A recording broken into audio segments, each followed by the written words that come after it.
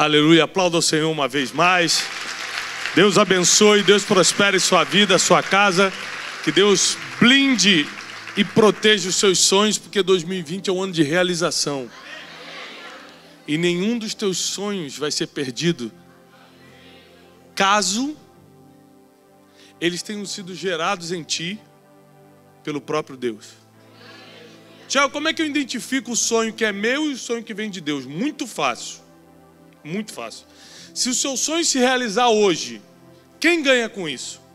Se for muita gente, veio de Deus. Se é só você que ganha, é coisa tua. Porque todo sonho divino na vida de um ser humano vai abençoar muita gente. Vai abençoar Atlanta inteiro, os Estados Unidos inteiro, uma geração inteira. O sonho de Deus para José alimentou uma geração. O sonho de Deus para Abraão abençoou todas as famílias da terra. Então, se o sonho que está em você vem de Deus, prepara, porque 2020 é porção dobrada, né? Muita coisa que você estava esperando receber vai receber 2 esse ano. Às vezes você está esperando uma bênção, prepara para Deus enviar mais do que você está esperando. Seu coração tem que estar aberto para isso. E Deus colocou no meu coração uma palavra que vai liberar esse ano de boas notícias, esse ano de coisas extraordinárias, de milagres que o homem não pode fazer por você. Por isso, fecha teus olhos mais uma vez, eu preciso orar mais uma vez. Espírito Santo, nós estamos aqui, conectados contigo e crendo que só tu podes fazer o que nós precisamos receber nesse ano. No fim dessa campanha, no fim desses 12 dias, que seja liberado algo que o céu está separando para nós. Nós não viemos à toa aqui, nós viemos buscar a ti. Não viemos também ouvir um homem, viemos ouvir a tua voz. Então fala conosco, Espírito Santo, fala conosco nessa noite. Em nome de Jesus. Amém. Toma o teu assento. Eu não sei se você já reparou, mas existem muitas coisas naturais que te ajudam nessa terra. Por exemplo, se você está com as emoções fora do lugar e pode pagar um psicólogo, ele vai te ajudar muito. Quem aqui já foi um psicólogo alguma vez? Muita gente. Se você está com algum problema financeiro e consegue ou ficar amigo, ou até se aconselhar com um consultor da área, um consultor de investimento, um empreendedor de resultados, ele vai te ajudar demais. Ele pode, claro, te dar vários caminhos para você prosperar financeiramente. Se você precisa emagrecer, quem aqui precisa, amém? 3 pessoas. Eu acho graça dessas coisas. Você vestiu a roupa 3 vezes para vir para o culto, viu que não deu. Aí o pastor pergunta, quem precisa emagrecer? Eu falei, eu não preciso, graças a Deus. Mas se você precisa emagrecer, não adianta orar. Você vai ter que consultar um nutricionista, procurar um personal trainer. Porque existem muitas ferramentas naturais disponíveis. Você quer bater suas metas, quer se superar, quer ser um empreendedor melhor, você pode procurar um coach. Agora tem coisas que nada disso resolve. Vou te dar um exemplo. Quem aqui já se sentiu culpado por um pecado que cometeu? Muito culpado. Falou, meu Deus, o que eu fiz? Só eu? Gente, que susto. Eu estou quase orando para Deus já levar a igreja que ela está pronta. Pode arrebatar, Senhor. Se você, por exemplo, cometeu um erro que está te consumindo por dentro, está roubando o teu sono, está te deixando sem paz, levou a sua paz embora, não adianta ir no coach, não adianta ir no psicólogo, não adianta consultar o melhor médico. Só Jesus perdoa pecados. Então bota uma coisa na sua cabeça. Deus pode fazer tudo porque Ele é soberano, mas as coisas naturais cabem a alguns profissionais que Ele capacitou para fazer o trabalho. Agora existem coisas as mais determinantes da nossa vida que só Ele pode fazer. Quer ver outro caso? Essa mensagem que eu vou pregar hoje nasceu ontem à noite, de madrugada. Na verdade, na madrugada de ontem para hoje. Porque um pouco antes de dormir, eu tenho 4 filhos. Eu estava com a Jasmine no colo. José e Júlia estavam brincando no tapete e Joaquim, que é meu filho de 2 anos, estava pulando de um sofá para o outro. Então, enquanto ele estava pulando de um sofá para o outro, ele calculou mal o pulo e foi com a cara direto no chão. Bum! Ele falou, pai, e antes de terminar o i do pai, desmaiou. Eu não sei se você tem filho, mas quando eu peguei meu filho, o olho dele virou e os braços fizeram assim, irmão. Não adianta você ter o telefone do melhor psicólogo no teu telefone. Não adianta você ter contato com a melhor nutricionista da cidade. Não adianta todos os livros que você leu. Não adianta toda a faculdade. Você tem 3 doutorados, não importa. Porque no momento da profunda necessidade, no momento do desespero, no momento que as esperanças parece que estão indo embora, você só pode recorrer a uma pessoa. Eu comecei a gritar, Jesus! Jesus! Eu botei no carro e comecei a dirigir para o hospital. Imagina quando você está nessa situação, eu esqueci de levar carteira com os documentos, celular, não levei nada. Peguei ele, botei no carro e comecei a dirigir para o hospital. Ele começou a voltar e com a cara completamente roxa, batida. Eu não estava entendendo o que estava acontecendo, eu só orava e comecei a prometer um monte de coisa para Deus. Tanto que quando ele saiu do raio-x, o médico falou que estava tudo bem, eu falei, Deus, aquilo era brincadeira, eu estava nervoso. Eu estava muito nervoso, Senhor, é claro que o senhor sabe, né? Presta atenção. Quando você está no desespero, você promete um monte de coisa. Você começa a falar, Deus, eu dou minha palavra, que eu vou fazer isso. Tudo que você podia fazer sem estar no desespero.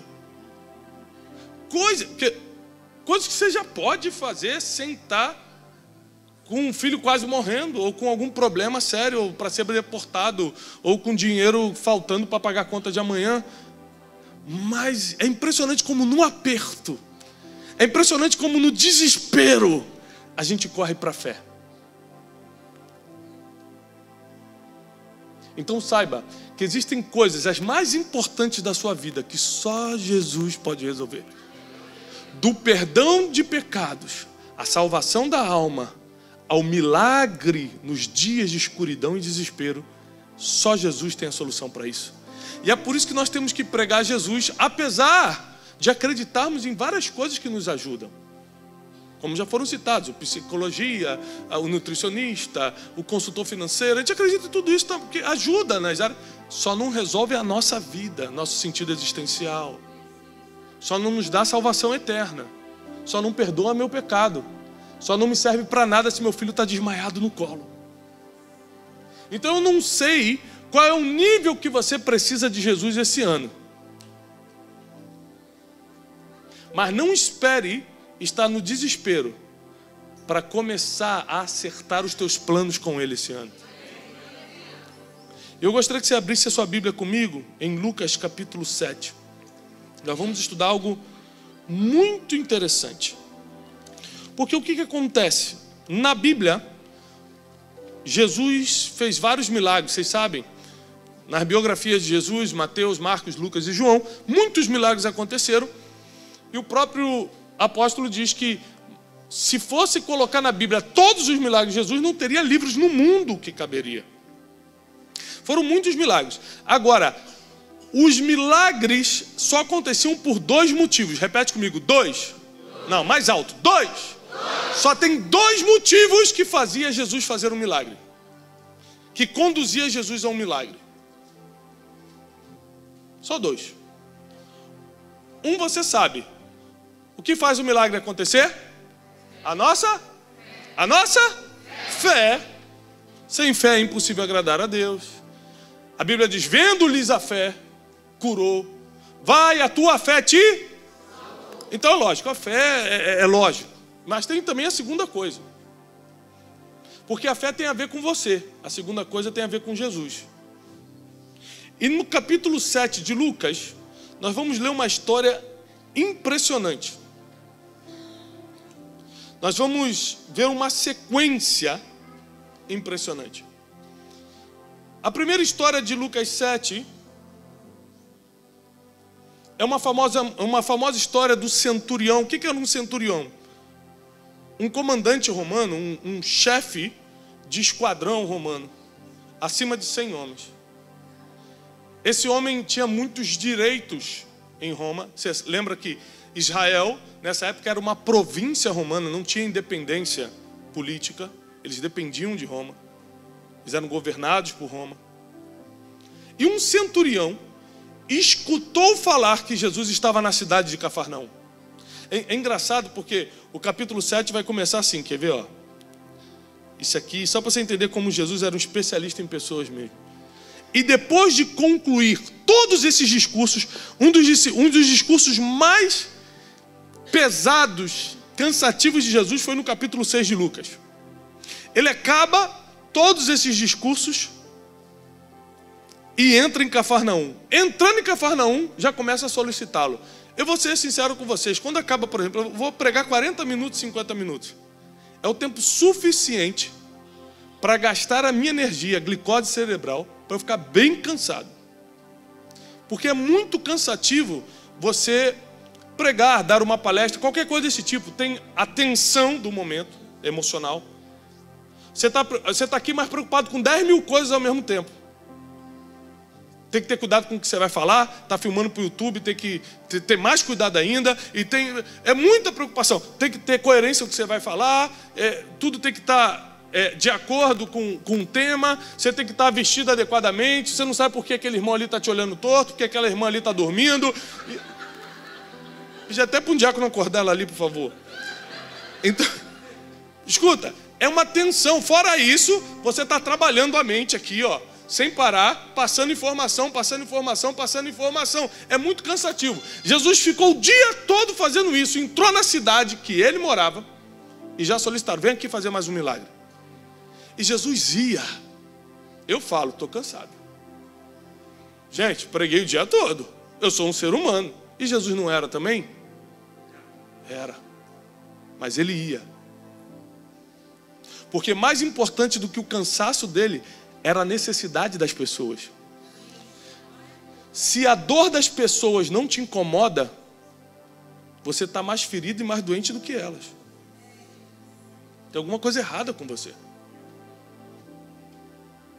E Jesus, incomodado com a dor das pessoas, vai atender para ver o que era. Olha o que acontece. Um certo centurião, mandou um grupo de judeus pedir um favor para Jesus.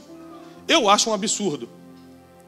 Você está aqui pertinho de mim, vai mandar recadinho para mim? Tiago, você pode, por favor, a pessoa está ali fora, você assina esse livro? Está doente, não pode vir? Está na cadeira de roda? Não, é que ela está com vergonha. Mas foi mais ou menos isso. O centurião mandou um monte de gente para falar com Jesus o seguinte: o meu servo, a quem eu amo, está enfermo, moribundo, ou seja, vai morrer. Aí os judeus falaram assim: Jesus, é digno que você o cure, porque ele doou dinheiro para a nossa sinagoga e ele ama Israel. Imagina eu, Jesus, sabendo de tudo, sabendo o que faz uma pessoa digna e o que não faz uma pessoa digna, escutar a pessoa falando que ele é digno porque deu dinheiro para a sinagoga. Jesus não bateu boca de teologia. Deixa eu te explicar teologicamente o que faz digno diante de mim. Jesus não fez isso, porque por misericórdia às pessoas, por se colocar no lugar da dor das pessoas, ele não discutiu o que as pessoas desentendiam. Ele não perdia tempo tentando provar o que as pessoas não iam entender. Sabe o que ele fala para a pessoa? Tá bom, vou lá. É muita humildade. Está cansado. A pessoa que está precisando não vem pedir, manda recado. Eu estou falando por mim. Eu já teria ido embora há muito tempo, tá, gente? Sendo bem sincero. Estou cansado, o cara não quer vir falar comigo. Jesus falou, tá bom, eu vou até lá. No meio do caminho, o centurião manda outro grupo. Presta atenção, esse centurião nunca falou com Jesus. É que a gente lê rápido, a gente acha que o centurião falou com Jesus. Ele nunca falou com Jesus. Nas 2 vezes ele mandou recado. Quando Jesus já estava indo a caminho da casa dele, ele manda um outro grupo de pessoas falar, não! Jesus, sim ou não? Não! ele diz o seguinte, que ele não quer vir falar contigo, porque ele não é digno nem de falar contigo e nem que você entre na casa dele. Que tipo de homem é esse? Que erro, que pecado. O que ele poderia estar fazendo a ponto de ter tamanha vergonha diante da presença de Jesus? Quem já se sentiu envergonhado diante da presença de Jesus aqui? Você não quer nem vir para a igreja. Meu Deus do céu, dia de ceia, nem brinca de ir na igreja hoje. Fazer uma semana de pedido de perdão aqui, para poder voltar para a igreja. E aquele homem estava mais ou menos assim, não queria nem ver Jesus. E aí aquele segundo grupo de garotos de recado vem dizer o seguinte: Jesus, ele falou que você não precisa ir, porque ele é homem sujeito também a autoridades, ele entende de autoridade. E ele disse o seguinte, que se ele mandar alguém fazer uma coisa, a pessoa faz. Se ele mandar desfazer, a pessoa desfaz. Então contigo é a mesma coisa. Se você der só uma ordem, vai acontecer. Jesus falou assim, nossa, a Bíblia diz assim, olhando para a multidão, tinha uma multidão, sempre tem uns fofoqueiros atrás, o que vai acontecer? Será que ele vai na casa desse pecador? A Bíblia diz que ele, olhando para a multidão, falou, nem mesmo em Israel, porque ele era romano, nem mesmo em Israel eu vi tamanha fé. O cara nem encontrou Jesus face a face e provou a fé dele por um grupo de garoto de recado. Fala para ele que o servo já vai estar curado. E chegando na casa, o servo estava curado. Um homem que não era de Israel, um homem que devia estar levando uma vida de pecado, um homem que era um opressor de Israel, fez Jesus pela primeira vez curar à distância. Até aí, Jesus só curava impondo as mãos. Você nunca sabe quem Deus vai usar para mostrar o próximo nível. Não vem com essa, não, porque se não for irmãozinho ali, não vem com isso não. Deus usa quem Ele quer, do jeito que Ele quer. 2000 anos depois de estar na cidade de Atlanta, falando de um homem que a gente nem sabe se no final das contas se converteu. Mas nos ensinou que Jesus é poderoso para curar à distância. Hoje, quantas orações eu já fiz aqui, ó, pelo vídeo do WhatsApp, com gente que estava no Japão. Você já me ligou um pastor de Nagoya, no Japão, falou, pastor, ora por mim, no vídeo. Por que eu posso orar? Qual é a base bíblica? Essa aqui, ó. Senão eu teria, não, irmão, tem que ir, impor as mãos, ungir com óleo, como diz a Bíblia. Mas porque Jesus curou a distância, deu uma ordem, aconteceu, a gente tem a base bíblica para orar por telefone pelas pessoas.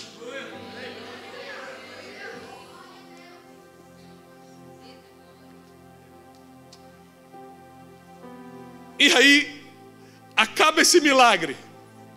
Versículo 12, agora eu vou descansar. Não. Foi Jesus para a cidade de Naim. Logo depois, ele acabou de curar o servo do centurião. No versículo 12, ele vai para a cidade de Naim. Acompanhe comigo a partir do versículo 12. E quando chegou perto da... Olha só. Vamos ler do 10 em diante para você entender só como uma história conecta na outra. E voltando para casa, os que foram enviados, os garotos de recado, acharam curado o servo que estava enfermo. E aconteceu depois disso que Jesus foi a uma cidade chamada Naim, e com ele ia uma multidão e seus discípulos.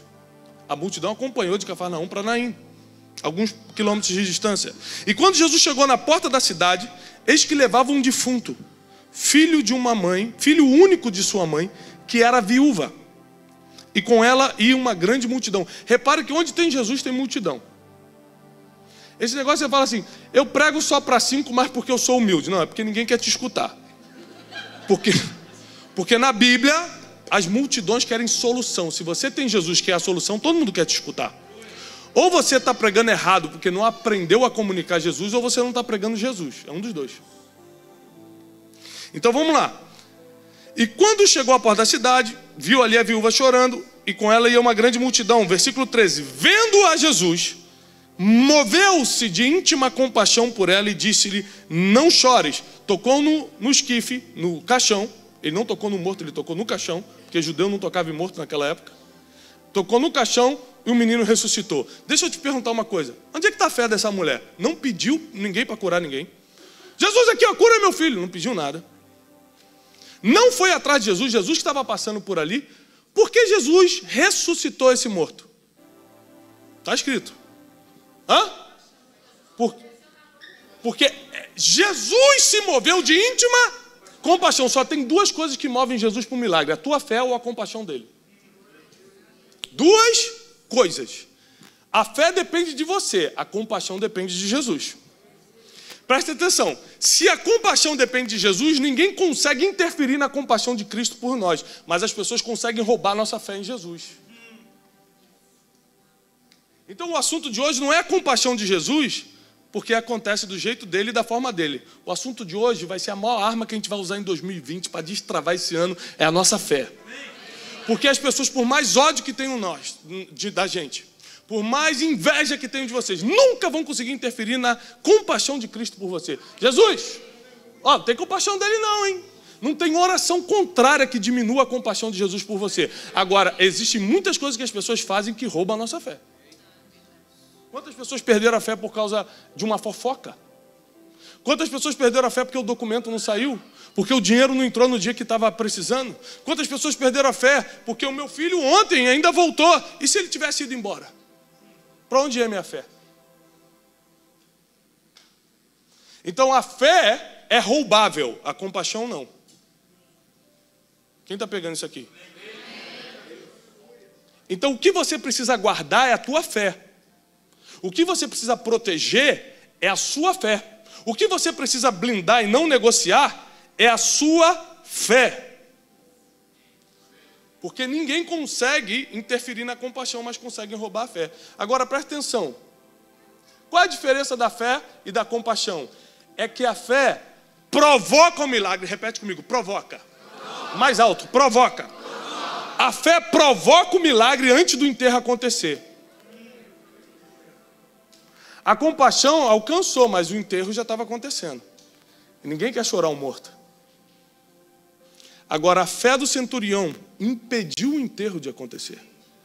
Eu quero profetizar sobre a tua vida, que a sua fé nesse ano vai impedir enterros na tua vida emocional, financeira, familiar. Não haverá enterros em nenhuma área da tua vida esse ano.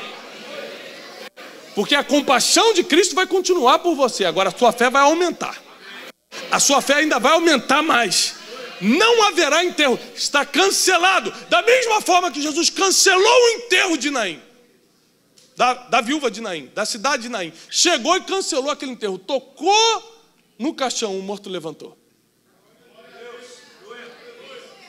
Deus vai cancelar enterros na nossa vida. A tua família fisicamente está blindada pelos anjos do Senhor.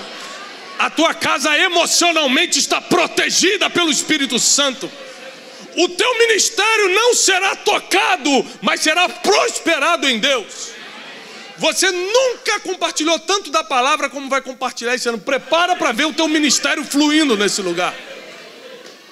Prepara para ver as tuas finanças. Por que as finanças é importante? Vou te explicar para neném que não sabe. Neném não sabe. Vou explicar. Porque se você atrasar sua conta, você fica desesperado e enfraquece sua fé. Porque se você não conseguir fazer compras para botar na comida dos seus filhos, é uma humilhação tão grande que ninguém acredita que Jesus está contigo. É por isso que dinheiro não é a coisa mais importante do mundo, não é, mas influencia todas as coisas que são, inclusive a sua fé.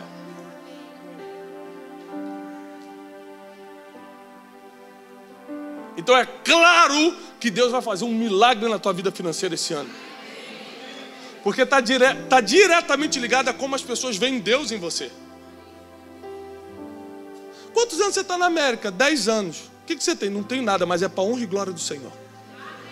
Calma aí não, irmão. Dá glória não, que é piada. A irmã se entregou. O que eu quero dizer com isso? Não, mas amém mesmo, né? Mas o que eu quero dizer com isso?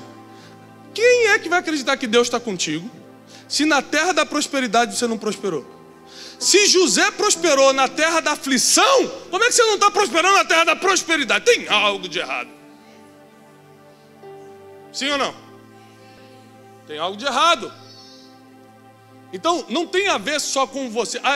Deus vai me prosperar para que eu tenha dinheiro. Não, Deus vai te prosperar para que as pessoas acreditem no Deus que você serve. As pessoas sabem de onde você saiu. E vão ver para onde você está indo. Falar, Deus é com ele, Deus é com ela. Vão ver que teu casamento já podia ter acabado, mas está de pé até hoje. Deus é com ele, Deus é com ela. Vão ver a vida que você levava antes de pecado e agora vai ver você anunciando a palavra de Deus. Vão falar, Deus é com eles. Você precisa saber que Deus, Ele move isso ao nosso favor para que o nome dEle seja glorificado, não para que a gente se dê bem. Não tem a ver com a gente, tem a ver que o nome dEle é mais glorificado ainda. Então, se a fé é o que nós devemos guardar, guardar não é encarcerar. A gente guarda a fé no sentido de proteger, mas a gente não encarcera a fé nas quatro paredes de um templo. A nossa fé vai com a gente por onde a gente anda. Eu estava no aeroporto hoje, a minha fé estava comigo. O policial começou a separar assim, umas pessoas e estava levando para um lugar. Eu falei assim, ele não vai me parar em nome de Jesus, porque eu não posso perder esse voo. E não me parou. Porque a minha fé não está aqui dentro da igreja, a minha fé está comigo, onde eu vou. Ela está guardada em mim, não está encarcerada no templo. É por isso que alguns milagres aconteceram no templo, mas muitos milagres aconteceram fora. A fé não estava num lugar, a fé está na pessoa. E para onde você vai, a fé vai junto. Como é que eu sei? Tiago, como é que eu sei que eu tenho fé? Como é que se manifesta a fé? Anota aí para quem vai anotar. Primeira forma de você manifestar, mostrar a sua fé é através das coisas que você declara. As coisas que você fala, as coisas que você confessa. Eu sempre ensino isso para os meus filhos. Às vezes, Júlia, minha mais velha, chega em casa e fala, pai, vai dar tudo errado. Eu falei assim, cuidado. Porque as palavras têm poder. Para minha esposa, que já é mais madura, ela fala assim, ai, que barulho, eu acho que esse pneu vai furar. Eu falei, seja conforme as suas palavras. Já dá um medo nela. Ela fala, para, Tiago, em nome de Jesus. Por que eu falo isso? Para as pessoas medirem o que estão falando. Porque a gente mostra a fé que tem pelo que a gente declara. Tem gente que está sempre falando coisa negativa. Vai dar errado mesmo. É difícil. Aqui é complicado. Essa é a fé que ela tem. A fé que as coisas vão ter que dar errado. É por isso que muita gente fala assim, eu sofro, mas porque Cristo também sofreu. Vai ler a Bíblia. Estou carregando a minha cruz. Cristo sofreu na cruz, né? Você está falando das 6 horas da cruz, né? Nós precisamos entender que nós temos que alinhar nossas palavras com aquilo que a gente acredita. Quantas vezes já foram me levar no aeroporto? Ontem a gente teve uma reunião com o nosso escritório de São Paulo online. E eles começaram a passar as viagens desse ano. Até agora, nós estamos em janeiro, nós temos 202 viagens marcadas para esse ano. Eu falei assim, gente, o que vocês acham, já que sou eu que viajo, de não marcar mais nada esse ano? Todo mundo, porque eu acho que dá mais 5. Eu falei, não dá, não. Só tem eu. Se eu partir dessa para melhor, segura aí. Quantas vezes nessas viagens, a pessoa vai me levando urgente para o aeroporto, perdeu a hora do hotel, furou o pneu no caminho, é muita coisa que acontece. Eu nunca declaro, vou perder o voo. Eu sempre falo, vamos chegar. Pastor, eu acho que já era, está decolando. Eu falei assim, Satanás, arreda-te de mim. Nós precisamos aprender a usar nossa fé com aquilo que a gente declara. Até porque, presta atenção, você declara aquilo que ouve, e a fé vem pelo... Se você só ouve a palavra de Deus, você declara a palavra de Deus. Agora, você fica o dia todo ouvindo fofoca, novela, não sei o que, você vai declarar o quê? A palavra de Deus? Não, você vai declarar, vai separar, vai trair, vai dar errado, vai quebrar, porque é isso que você está ouvindo. Você é alimentado pelo que ouve e acaba declarando o fruto daquilo que está escutando. A segunda forma de você manifestar a sua fé é pelo que planeja. Qual o seu planejamento? Pagar minhas contas. Esse é o tamanho da fé da pessoa. É por isso que não avança, porque Deus honra o tamanho da sua fé. E você revela a sua fé pelo que confessa e pelo que planeja. Então, por que eu não boto minhas metas de 2020 na internet? Que se eu botar, você vai me chamar de orgulhoso. Eu vou falar, orgulhoso. Por isso que eu não boto. Porque são muito maiores do que eu possa imaginar, conseguir. Mas eu creio que pela fé do planejamento, Deus vai me honrar. Eu vou trabalhar. Eu vou fazer a minha parte. E se for a vontade de Deus, vai acontecer. E sabe o que eu sempre falo para a minha equipe? Quando eles veem os nossos planejamentos, eu falo, Tiago, eu falo assim, se der metade errado, se só metade acontecer, a gente já está 10 vezes mais longe do que hoje. Então, pelo menos matemática você tem que entender. O planejamento é tão grande, porque se der errado, metade não acontecer, eu já estou mais longe do que estou hoje. E você manifesta a sua fé pelo que planeja. Então, cuidado com o que você bota no papel. Porque Deus leva muito a sério aquilo que você apresenta a Ele. A terceira forma que você manifesta a sua fé é pelo risco que você assume. Com certeza, pastor Antônio, pastor Saulo sabem disso. Todo mundo acha que pode... eu posso abrir uma igreja. Você sabe o risco que é? Por exemplo, eu faço a conferência destino, que é muito mais, entre aspas, fácil do que abrir uma igreja. Aí tu vai fazer conferência. Aí você tem que assinar um contrato de tantos mil, de que se não acontecer no dia que você prometeu, você vai pagar aquela multa. Aí você tem que comprar um ano com antecedência, alugar o som, o não sei o que é tantos mil, e não sabe nem se vai ter um ingresso para aquilo. E você, no final das contas, sabe o que eu chego à conclusão? Que a minha fé está diretamente ligada ao risco que eu assumo. É quando você vai ver um tempo e falar assim, olha, eu só tenho 20 pessoas e para pagar esse aluguel eu teria que ter 1000, mas vou alugar. O risco que você assume revela a fé que você tem. As palavras que você declara, os planos que você planeja e os riscos que você assume. São 3 coisas que Deus está de olho para entender a sua fé. Vamos falar do risco que o centurião assumiu mandando Jesus curar o servo dele, sendo que ele era um centurião romano e Jesus era um líder espiritual judeu, hebreu. Riscos para chegar onde se quer. Vê o que o centurião romano, sem ser de Israel, falou. Ele vai ser curado, é só você... Em nenhum momento ele falou, eu acho que se você der uma palavra, vamos tentar, ele pode ser curado. Não, ele vai, se você falar, ele vai ser curado. Ou seja, vem um centurião romano, que nunca participou, nunca foi instruído aos pés de Gamaliel, que não teve a educação bíblica que a gente teve, e ensina a gente como ter fé. Cuidado com o que você declara, cuidado com o que você planeja e cuidado com os riscos que você assume, porque é isso que mostra a sua fé. Na hora que o resultado chega, todo mundo fica com raiva de você, porque eles têm 2 raivas. O ser humano tem 2 raivas de você. Quando tudo dá errado e quando tudo dá certo. Deu tudo errado, você lá, miserável, sai daqui, Satanás. Deu tudo certo, está se achando, ó. Isso aí deve ter roubado, só pode ser ladrão, não é possível. Ser humano é assim ou não é, pessoal? Eu tô... Quando dá tudo errado, quando dá tudo certo. Então você tem que estar preparado para os resultados da tua fé em ação. Porque o resultado da tua fé em ação vai trazer crítica que você nunca teve. Vai trazer perseguição que você nunca sofreu. Porque foi o que aconteceu com Jesus. Imagina Jesus, o amor em pessoa. Tinha pessoas com pedra na mão para apedrejá-lo. Quantas vezes Jesus teve que fugir de apedrejamento?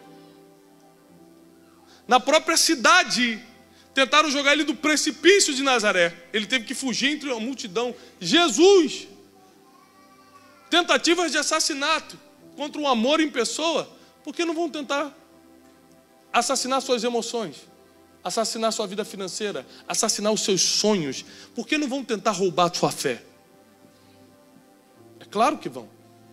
Só que a partir de hoje nós vamos blindar a nossa fé. Porque quem usa a fé chega em Jesus antes do enterro. Quem bota a fé em ação, chega em Jesus antes da tragédia acontecer.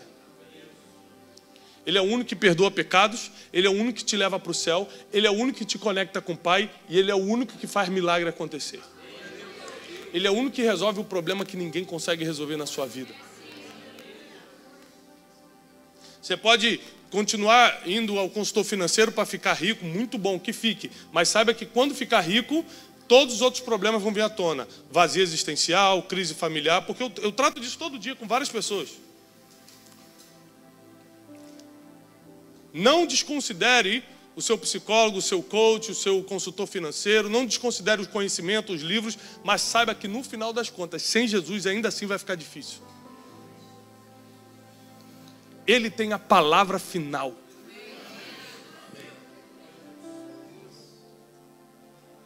E você pode se perguntar, de tantas viúvas em Israel, por que a viúva de Naim? Aqui está uma resposta que o ser humano não sabe lidar. O imprevisível. Por onde Jesus ia estar passando? Ninguém sabe. Jesus não soltava agenda no Instagram dele na segunda-feira. Pessoal, segura aí, ó. Cafarnaum segunda, Galileia na terça, quem quiser, Nazaré na quarta, vai ser na sinagoga às 7 horas. Não tinha agenda, não soltava agenda. Ele era imprevisível.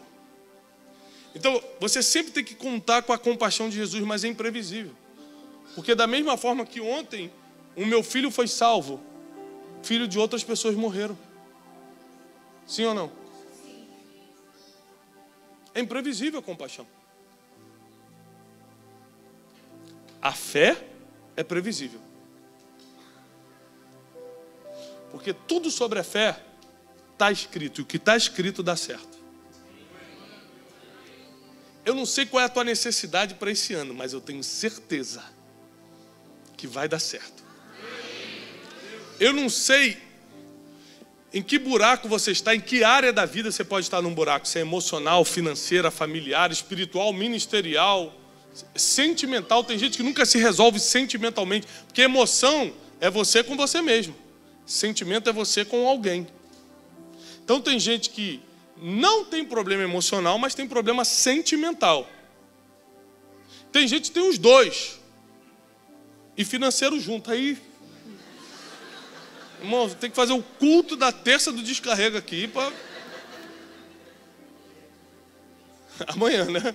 Amanhã vamos fazer com sal grosso para dar uma força, porque tá... Você precisa entender isso. Que a fé é previsível. Se você colocar em ação, tem resultado. Esse ano de 2020 é um ano que você vai ter que usar a fé como nunca usou antes. Usar como, Tiago? Pelo que você fala, pelo que você planeja e pelo risco que você assume. Pelo que você fala, pelo que você planeja e pelo risco que você assume. Busca sempre as orientações em Deus. Ou você acha que não foi um risco para Pedro pisar na água? Mas ele pisou? Ele andou? Andou. Ele afundou depois, mas andou, está na Bíblia. Andando sobre o mar, sentiu os fortes ventos. Talvez tenha dado 3, 4, 5 passos, mas andou, você não deu nunca nenhum. Ele tem mais fé do que você. A Bíblia chamou Pedro de homem de pequena fé, e ele já andou sobre o mar e você não. Então qual é o tamanho da tua fé? Se Pedro tem pequena e andou sobre o mar.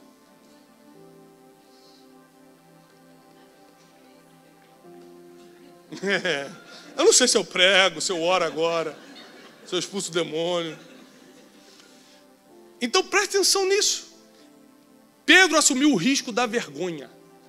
A vergonha de afundar na frente de todo mundo. Só para poder estar mais perto de Jesus. Eu não sei qual o risco que você tem que assumir. Mas o risco que você assume revela o tamanho da sua fé. Os planos que você planeja. Tem gente que botou o planinho pequenininho ali. Que, né? É isso que vai acontecer. Por que não esticar esses planos se a fé não tem limite? Se o Deus que vai ter que estalar o dedo para fazer as coisas acontecer pequenininho na sua vida é o mesmo, com a mesma estalada que faz grandes coisas acontecerem. E cuidado com o que você fala a partir de hoje. Seja uma pessoa que declara palavras de fé, de crescimento, de coisas positivas. Não, vai dar certo, vai acontecer. Porque você, com o que fala, está alimentando a fé, inclusive da tua família, das pessoas que estão à sua volta. Às vezes você não tem amigo porque você só fala coisa negativa. Ninguém quer estar perto de você mesmo. Tem um amigo meu, que agora é um colega, não é mais amigo, que eu estou falando diante de Deus, eu nunca vi esse cara, é um líder, né? Eu nunca vi esse cara dizer uma palavra positiva. Uma. É aquele cara que você liga e fala assim: rapaz, como é que tá em Orlando aí? Ah, pá, que calor do cão, rapaz. Não sei como é que esse pessoal aguenta, não. Aí vai pra Boston. Como é que tá em Boston? Ah, pá, que frio desgraçado. Não dá, não. Calor não tá bom, frio não tá bom, luz tá muita luz, não, aqui tá pouca luz. Nenhum ambiente tem palavra positiva, é só negativa. Qual o tamanho da fé dessa pessoa? 0. Eu vim aqui para te incentivar nesse último dia da campanha, encerrando profeticamente o mês de dezembro, né? Dizendo para você o seguinte: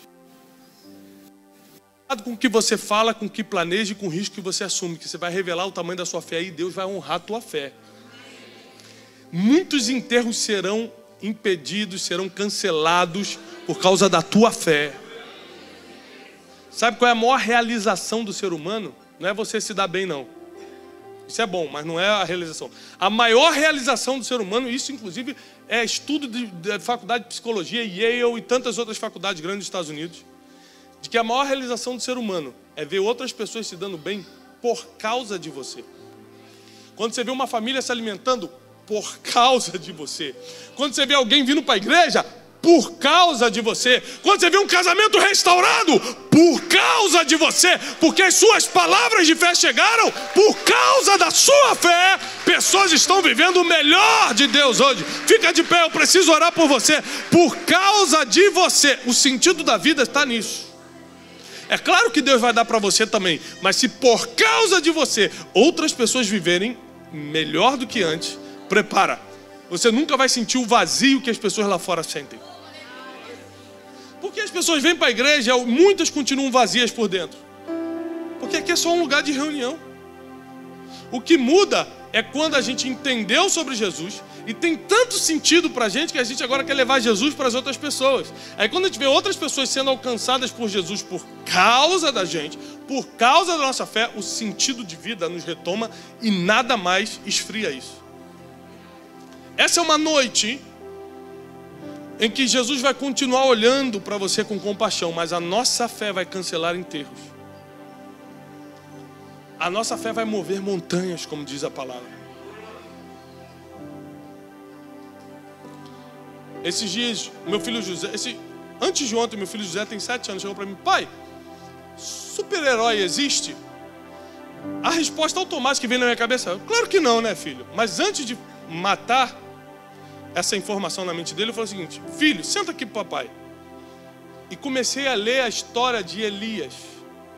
Josué parando o sol, Elias mandando fogo descer do céu, Jesus andando sobre as águas. Eu falei: filho, e aí, existe? Ele: existe, né, pai? Eu falei: existe. Super-herói existe. Para quem tem fé na pessoa certa, nada é impossível. O que é um super-herói? Quem faz aquilo que o homem não consegue fazer. Se Deus se manifestar em você, superpoderes começam a fazer parte do seu dia a dia. E eu li para ele aquele capítulo, aquele versículo que diz: se o homem tiver uma fé do tamanho como um grão de mostarda, ele vai dar ordem a um monte e ele vai sair daqui para lá. Aí ele falou assim: pai, mas isso é com o olho ou é com a mão assim? Eu falei: isso eu já não sei, filho. Eu não sei exatamente onde vai estar o superpoder. Mas nós precisamos entender que superpoderes estão disponíveis para aqueles que creem. E Deus trouxe aqui nessa noite, porque você vai sair daqui com a tua fé alimentada para coisas sobrenaturais esse ano. Ano de 2020, um ano de porção dobrada, de transformações tremendas na tua vida. Transformar o que estava morto em vida. Transformar o que estava miserável em abundância. transformar o impossível em possível. E se você entrou aqui nessa noite, preste atenção nisso. Porque eu só faço o apelo quando Deus me dirige. Deus está me dirigindo nessa noite a fazer um apelo a pessoas que já estavam com a sua fé a ponto de morrer. A fé, inclusive a fé em Deus, não é só a fé de vir à igreja, não. Fé em Deus. Você estava assim, estou passando por tanta coisa que já estava desacreditando em tudo. Mas enquanto a palavra estava sendo ministrada, algo começou a queimar em você de novo. Você começou a sentir algo diferente em você. Se você é uma dessas pessoas que entrou com a fé morta e está sentindo que está saindo vivo hoje, vem aqui na frente, porque eu preciso profetizar sobre a tua vida. Somente as pessoas que durante a ministração da palavra sentiram isso estavam perdendo a fé completamente. Parecia que você já não estava mais acreditando como antes. E na ministração de hoje isso foi mudando em você. São muitas pessoas. Vou dar mais 2 segundos para você vir. Entrou-se com a fé fraca, com a fé morrendo. Inclusive a fé em Deus. Porque às vezes a gente está perdendo a fé nas pessoas, está perdendo a fé na instituição. Mas eu estou falando de pessoas que inclusive estavam perdendo a fé em Deus mesmo. Deus tem um plano, Deus tem um projeto para vocês. Por isso Ele atraiu vocês até aqui. Toca no altar, coloca a mão no altar, coloca a mão no altar. Deus tem um projeto para vocês. Deus tirou cada um de vocês da casa, do trabalho, de onde vocês estavam para vir até aqui, porque existe todo um planejamento divino para o ano de 2020 para a vida de vocês. Assim diz o Senhor, não haverá enterros, nem na vida emocional, nem no casamento. Casamentos que seriam enterrados esse ano, Deus agora vai usar a tua própria fé, vai ressuscitar a tua fé para cancelar esse enterro. Não haverá enterros na vida financeira, não haverá enterros nos documentos, não haverá enterros na vida sentimental, na família, no trabalho, no ministério. O homem que cancela enterro, Jesus, está aqui nessa noite. O homem que com uma palavra faz um menino que estava morto ficar de pé, está aqui nessa noite. Ele mesmo disse: eis que estarei convosco todos os dias, até a consumação dos séculos. Ele está aqui hoje. Está escrito. Senhor, nós apresentamos esses irmãos e irmãs que estão no altar nessa noite. A fé estava abalada, a fé já estava morrendo, mas Tu enviaste socorro. Tu enviaste socorro. Tu aqueceste o coração do Teu povo. Nós repreendemos todo espírito de morte. Nós repreendemos toda data marcada de enterro, porque chegou um tempo de vida, chegou um tempo de paz, chegou um tempo de prosperidade, chegou um tempo de transformação sobre o Teu povo. Nós declaramos isso na autoridade do nome que está sobre todo nome, que é o nome de Jesus. Não haverá perdas, não haverá morte, não haverá buracos. A restauração está a caminho, a cura está a caminho. Declaramos isso em nome de Jesus. Declaramos isso em nome de Jesus. Declaramos isso em nome de Jesus. Em nome de Jesus, em nome de Jesus. A igreja aplauda ao Senhor, receba a bênção de Deus. Volte para o seu lugar sabendo que Deus é com vocês. Em nome de Jesus.